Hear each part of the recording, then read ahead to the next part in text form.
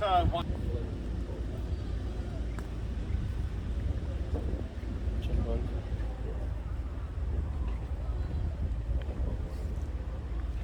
Actually.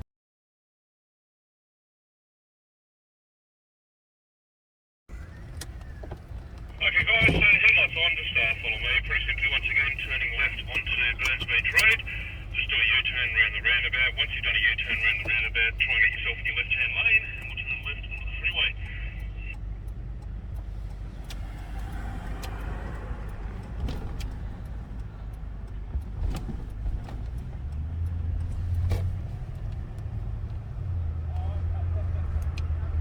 And in the Prado, you can watch out. And I'll duck behind you.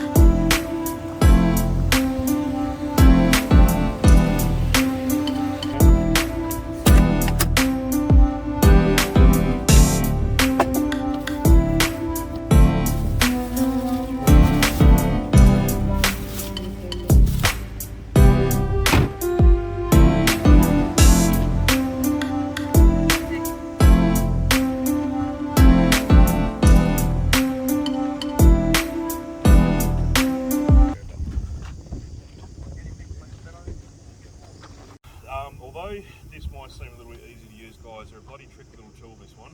I remember when I first got my hands on these, I thought they were a piece of crap. These things don't work at all because I didn't know how to use them. Now, the three main parts of this tool, everyone. This middle thumb grip here, all Ben's going to do with this middle thumb grip, he's going to screw the device onto the valve stem and unscrew when we're done. So all this little thumb grip here will do, will screw the device onto the valve stem. Once Benno's screwed the device onto the valve stem, it doesn't really matter where the piece of hose connected to is. This end piece that comes in and out, what this tool actually does is it grabs the valve. Alright, it actually grabs the inner valve. Then when he's located the valve, now to locate the valve, what I do personally, when I push this tool in, anti-clockwise, I'll give it a bit of a push towards the rim and keep turning it, and you'll feel it kind of like slots over. You'll feel it grab the valve. Once I've grabbed the valve, what Ben's going to do, anti-clockwise, it might take 6 to 8 turns to release the valve, depending on how long it is.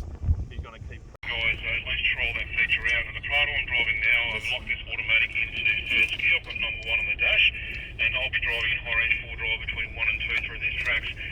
If drive works for you guys, then keep it in drive, but you'll probably find you've got a bit of a benefit of having the automatic in that sequential manual mode. You can do that while you're driving, so if you are in drive currently, you have that feature in your auto, just shift it to the left or right hand side of the drive position, just look for the plus and minus, and just look at some numbers on the dash and just push it forward or release it depending on the make and model. You probably find you've got a bit more control, so it's worth giving it a go.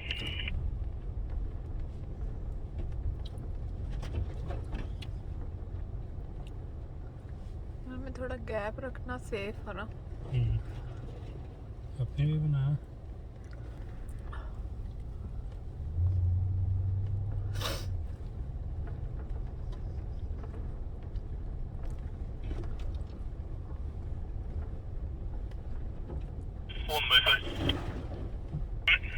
scratches.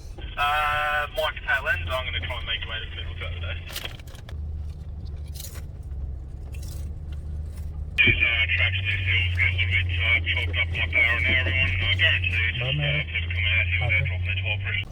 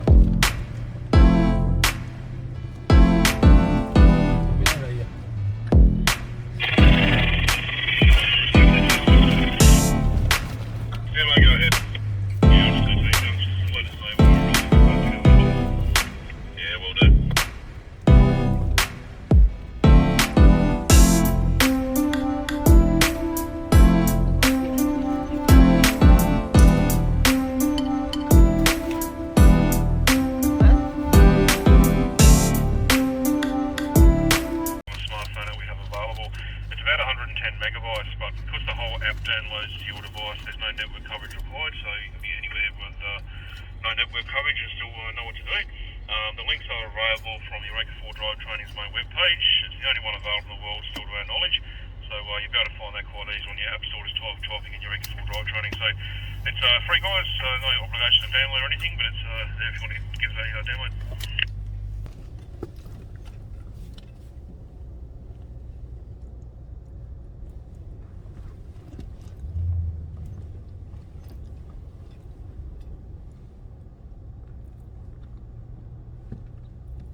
On the other side of the hill, it does drop away a little bit in the steeper side, so you probably once again with your automatic transmissions like to drop them down to a lower gear, otherwise you'll rely on the brakes switch.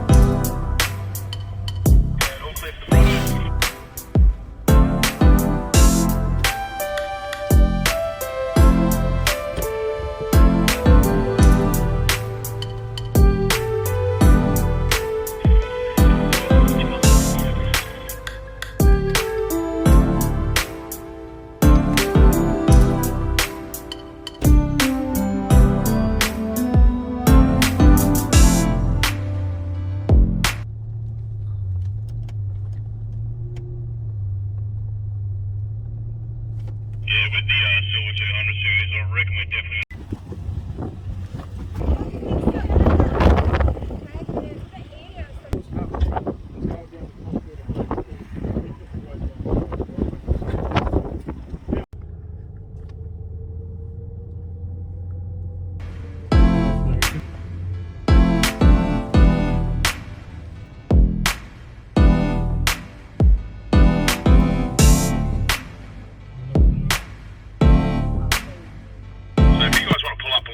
We'll drop those tyre pressures down a little bit. I can just see that you're struggling, so if we go down another couple of PSI, you should find it a bit easier.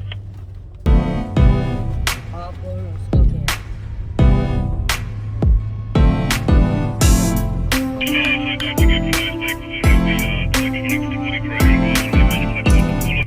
In high-range 4 drive, you want to have that feature turned off. If you do, disengage from lane 4 back to high 4, or restart the ignition in high 4, that feature is back on. So just have that little orange car wave on the dash, guys, otherwise it tends to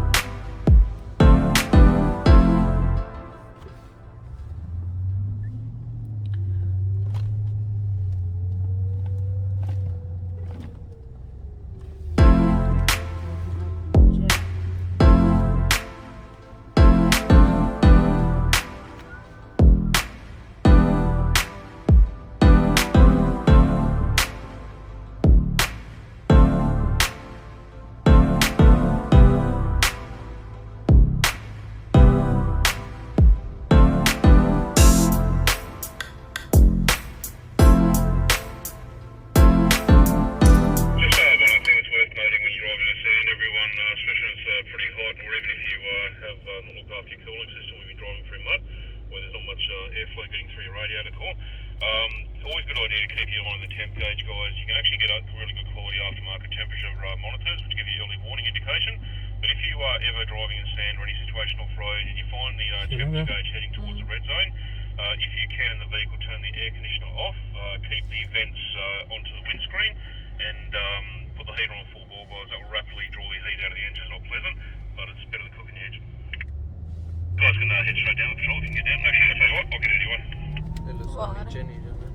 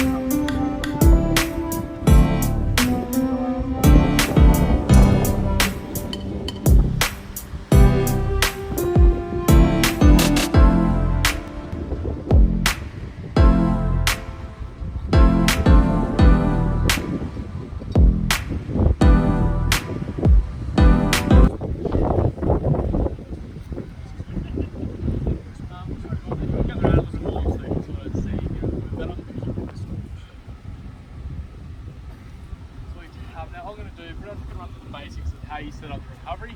Today it's not so much actually doing the recovery, it's more about the basics of the setup and how to set it up correctly and safely. Other than that, I started off at the front of the NIST Patrol, worked out all the gear to the back of the Jeep, so it's not as confusing. I'll do it all nice in order. Other than that, you're driving down the beach on a hot summer's day, you come across someone that's bogged. What is the number one thing you're going to check for? It's the most important thing. You're going to get something out of it. Does anyone know? Anyone know at all? The most important thing to do with the recovery. You've got to go get something out of it. If you're going to pull someone out, what are you getting for it? Beer. Beer. Make sure you get a carton of beer, guys, at least a 6-pack. All seriousness, you've got to make sure, are they even in full drive? If they have a newer car, do they have that feature completely and fully turned off? How are you going to recover them? Especially from the front of the vehicle. Unless they have the correct rated recovery points, you simply cannot do a snatch strap recovery from the front of their car. On the front of this Patrol though, we've got these rated recovery points. We never ever go by colour.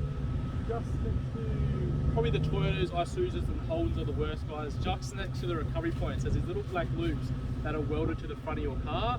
They are simply your tie down points when they bring your car over on the ships.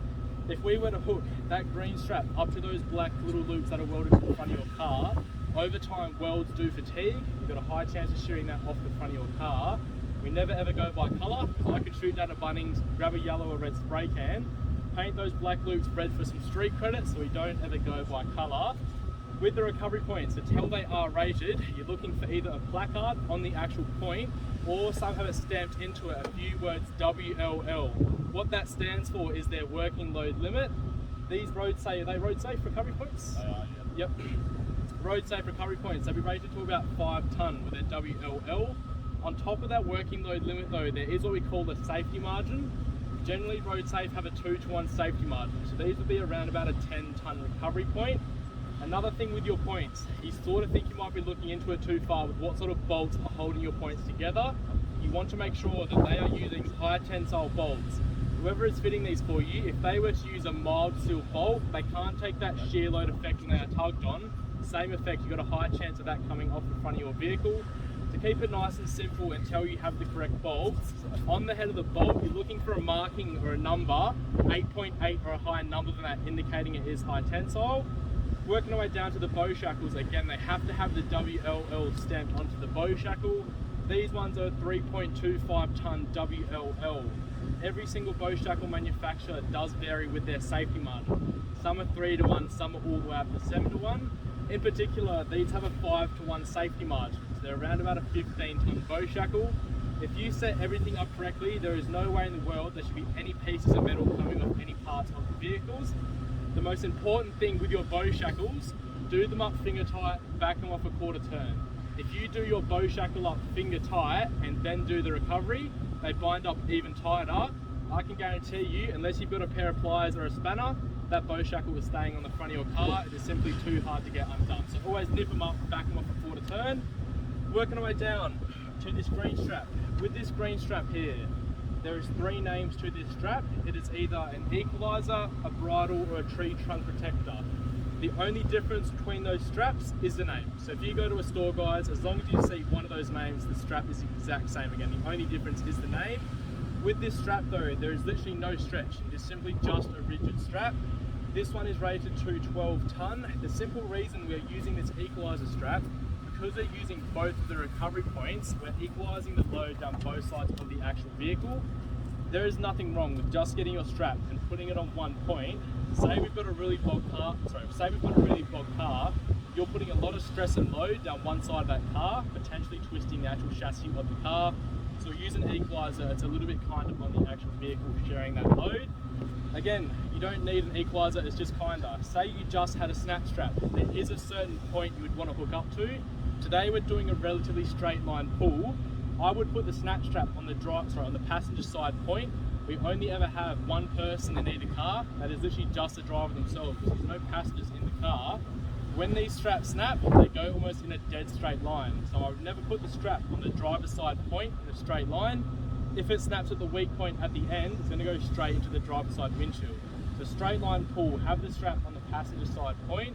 Where that does change though, say the Jeep is pulling on a bit of an angle, if I were to keep the strap on the passenger side point, I'm literally square in line with the driver now. So on a side recovery, Move it over to the driver's side point. You're going over the bonnet, avoiding the actual driver. You'll also notice how I've connected the two straps together. I have not used a bow shackle, even a soft shackle. There is no need for any of it to be there. The weakest part of any strap is literally just at the stitching there itself.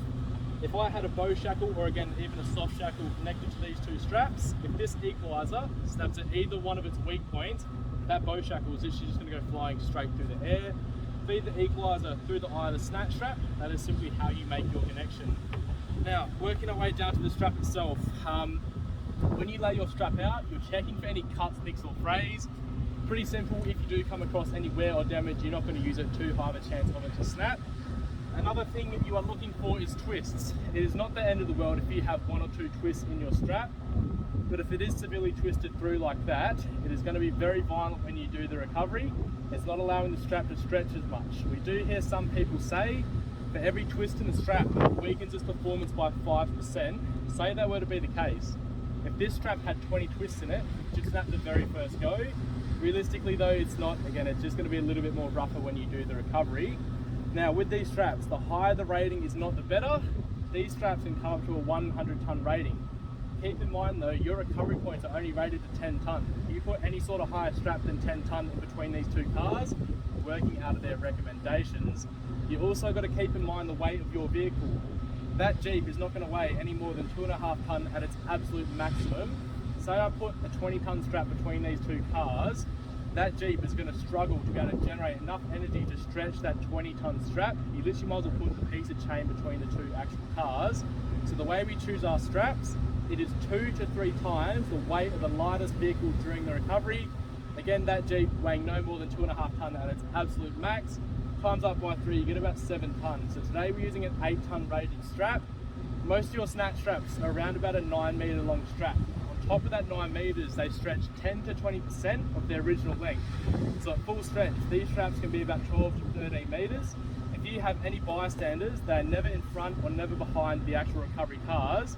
Because if again this does snap, it's going to go those two directions. So your bystanders are 1.5 times the length of any strap that you are using, always off to the sides. Again, never behind, never in front of the cars. Now, where people get wrong with snatch straps, some people tend to think the way that these work, that Jeep puts their foot through the firewall and launches that patrol off into orbit. That's not the way that these snatch straps work, guys. They're pretty much like an elastic band. They stretch and recoil. The recoil of the actual strap is what's pulling that bog part out. Once that Jeep takes the tension of that strap, they're literally just becoming the anchor. Because they've stretched it, hopefully when the strap recoils, that's the actual job that is pulling that bog part out. Because we're in a bit of soft sand today, if I was driving that Jeep, I wouldn't slowly accelerate, take tension and then boot it. You're not going to pull that car out. The weight of the vehicle and the strap is going to hold you back. By the time you put your foot down, you're just going to bog yourself straight down to the ground. Another thing you would never ever do, especially when you are, only when you are the recovery car, you use a little bit of acceleration, about half or 3/4 throttle down in the accelerator. Don't keep your foot on the accelerator the entire time. Once you take the tension of the actual strap, when you feel the tug, release off the accelerator. You can apply the brake pedal if you want. The reason I say that, say you kept your foot down all the way in the accelerator, you don't pull that car out, you've kept your foot down, the wheels are going to spin, you're just going to bog straight down to the ground. Because if you do release your foot off the accelerator, you're not going to get bogged. If you don't pull them out, who cares? You can reverse back, have another go. Literally the world's worst thing to be in is two bogged cars with a tight strap in between. Because you've taken tension of that strap, eventually it's going to have to snap and it's going to go either the front windshield or the back windshield. So again, whenever you are the recovery car, half or 3/4 throttle down in the accelerator, feel the tug, release off the accelerator to keep it nice and simple. If the strap were to snap today though, we've got these orange bags at either ends of the actual strap, about 1/2 meter to 1 meter from the stitching. There's only one problem when you go and get yourself a recovery kit. Most of them will only come with one bag. It is a hell of a lot better than nothing. People put it in the middle of the strap. Keep in mind the weak point is at either end. If it snaps at the weak point, it's already gone over that bag, hit the car before the bag has even dropped it down to the ground. That's why we use 2 bags at either ends of the strap to drop it down almost instantly. Also inside these bags, there is a few little pockets you can put some sand in to weigh them down even further. You don't have to go down, spend 60 to 100 bucks on a fancy damper, guys. If you're on the beach, get your beach towel, put it in the ocean, wet it, put it over your strap. If you have a long sleeve shirt, feed the strap through the arms of your shirt, weigh your pockets down with sand. You can pretty much find almost anything around you to drop these straps down to the ground, guys. Other than that, I worked to the back of the Jeep. Pretty obvious now, everyone sort of knows not to use a tow ball. I'll give you some ratings on why we never ever use a tow ball. Every single tow ball is designed for downward force. So one, with a snap strap, you're shear loading it. Most generally, your tow ball is rated to 300 kilos, again, of downward pressure. With a snap strap, you're shear loading it up to 8,000 kilos. So 9 times out of 10, that tow ball is going to come off the very first go you use it. I never understand why people use tow balls. Some people say the reason they use their tow ball is because that water's getting close, they just want to get out. They don't have one of these, which is what we call a billet hitch. Your tow ball has to be held in the back of your car somehow. Take the tow ball out and use this pin. Use the pin that is holding your tow ball in. This pin is rated to 10 ton. It is a high tensile pin. There is no way in the world you are ever going to break that pin. We've heard a few people say they've bent this pin. To be honest, for you to bend this pin, you've taken off like a redneck way too quick, or you've used the incorrect strap. There's nothing wrong at all with using this pin. The only downfall with using the pin, if I pop it back in, most of your hitch receivers have pretty sharp edges. So if I do a side recovery, I can potentially cut the actual eye of the strap in the hitch receiver. That is the only downfall. But that is why you go and hunt yourself down one of these, which is again a billet hitch. Your billet hitch has to have that WLL stamped onto it again, like this one does on the side. This one is about a 5-ton WLL. Believe it or not, this billet hitch has a 10-to-1 safety margin. So it's a 50-ton billet hitch. There's no way in the world you are ever going to break that. Keep in mind though, that is a rated recovery point. As soon as I put that in the back of your factory tow bar, it is now no longer rated. From factory, every single tow bar, unless you've got the top model Hilux Rugged X that comes out with a factory recovery point on your tow bar. Other than that, every single tow bar from factory will have a little sticker on your tow bar saying it is for towing purposes only. Simple reason that they say that is just to cover their backside. There is nothing wrong at all with using your tow bar. It is bolted either side of the chassis with those high tensile bolts. The hitch receiver is in the middle, so it's acting like that green equalizer strap, spreading that load down both sides of the car. One thing I can say about your billet hitch, this one doesn't have it. Try and get a billet hitch that's cross drilled, so it's got holes on all sides. This one only has one hole drilled through it. Generally, the ones with only one hole will only allow for an up and down motion. If I have to do a side recovery, I'm potentially I am shear loading the side of that bow shackle, potentially shearing it apart. But if you get a billet hitch that is cross drilled like this one, with holes on all sides, I could turn this around 90 degrees. When I put it back in, you'll notice I can then do a side straight and side recovery. All the actual load is on the pin, which is where you want it. I'll pop this one back in and use yours for the demo anyway. Other than that, there's only 2 more things to run through, guys. It is just the gearing and the communications. Both cars are going to be in low range. The bog car is in 2nd gear, recovery car in 1st gear. The reason that the recovery car is in 1st gear, you don't need heaps of momentum. Low range 1st gear, you can still get up to 18 k's an hour. The reason that the bog car is a gear higher though, hopefully if you do get pulled out, being that the recovery car is locked into 1st, 2nd gear is always going to catch up to 1st gear. You know you're under your own speed, you can tell that you're out because you're going to start to catch up to that front car. Now the way we call the recovery on, we never ever use a UHF radio, especially if you have one driver and one driver. The person that is in control is the patrol. The Jeep can see absolutely nothing. They can see their side mirrors and their rear view mirror. Although they are the person doing the job, they can't see a single thing at all. That patrol has a big fat windshield. They can see literally everything if anything is to go wrong. Say you're driving that patrol, you call the recovery on with the UHF, for whatever reason, if you drop it down to the passenger footwell, you're not going to be able to call it off in time, because when these do go, guys, when you do a recovery, it happens almost instantly. You're not going to be able to call it off, they're not going to be able to see it. Whatever is going to go wrong is going to happen, so you always use the horn. Smack bang right in front of your face. To call the recovery on, the bog car goes first, 1 long blast on the horn when you're ready. Recovery car gives 1 long blast on the horn to go. Once the recovery car gives their long blast, everyone knows it's about to happen, so they step out way out the way. If something is going to go wrong, you do get pulled out or you don't. You give 2 horns from the bog car at the end. Recovery car then gives 2 horns. Simple reason you give an extra horn at the end rather than just giving one. Again, say something's going to go wrong, the patrol only gives one horn, Jeep doesn't hear it, they're just going to keep on driving, so always give 2 horns at the end just to make sure everyone hears that horn blast. Other than that, what we'll do the recovery, and I do know guys that is a fair bit of information to try and keep up in your head. So people to mention on the two-way guys, we do have that smartphone app. Everything I just covered going from exhaust jacks, max tracks, literally almost anything you can think about to do with driving is on that app. Again, we don't make a single signal, we're going to have to read it down.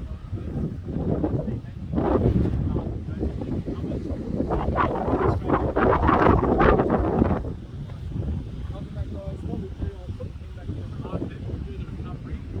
Put it up right there guys, with my cars.